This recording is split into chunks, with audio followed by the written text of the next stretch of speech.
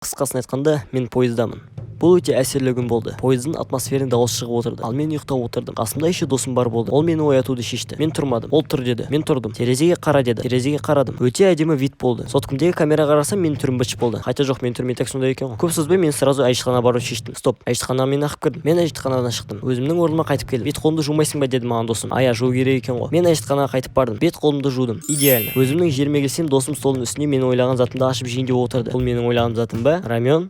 Нифига не рамен. Біз рамен еместе жеп кофе ішіп алдық. Кривоном ойнамаң. Сөйтіп жүріп біз бір станцияға келдік. Станцияда шеше самады. Фига, станция екен. Мен шәйнектегі ыссы су біткенін байқадым. Шәйнек мен мұңайғанымды байқады. Сондықтан да өзімен өзі су толып кетті. Мен қуанып кеттім. Айнет атаның басы. Ондай болмайды да. Мен кипяток құюға кеттім. Кипяток не екенін білмесеңдер, мынандай ыссы су беретін шайтан машина. Бұрында мен соның кесірінен қолымды күйдіріп алдым. Өспеген кез ол кезде қайтеміз. Мен қолымды күйдіріп алдым. Қолым ауыртты. Қатты ауыртты. Шәйнекті мен столға қойдым. Ержан менен не болды деп сұрады. Оған мен не болғанын айтып бердім. Ол менің сөзіме сенбеді. Невозможно ғой, брат. Брат, мен реально жарақат алдым. Енді не істерімді білмеймін. Менің анама айтшы PlayStation 5 алып берсін деп. Ол окей деді де телефонда отыра берді. Но оның бас жасай ма? Менің сөзім оған просто звук болып тұр ғой. Ну ничего, сен саусағын кипятокқа түсіп кетсін. Көреміз сол кезде не істейтінін. Ол маған анама звондап жатқанын көрсетті.